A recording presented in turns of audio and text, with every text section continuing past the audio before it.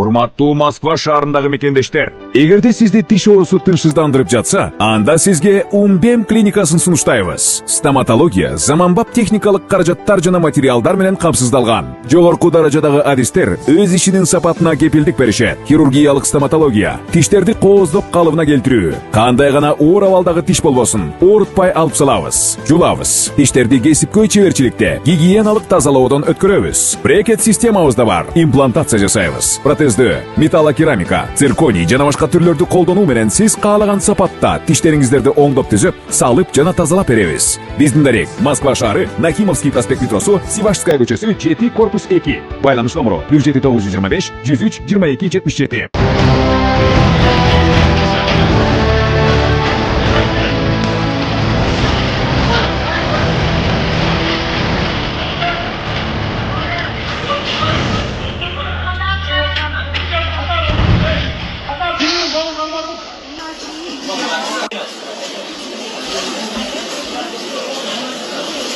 Ödemeden ceza olacaksın.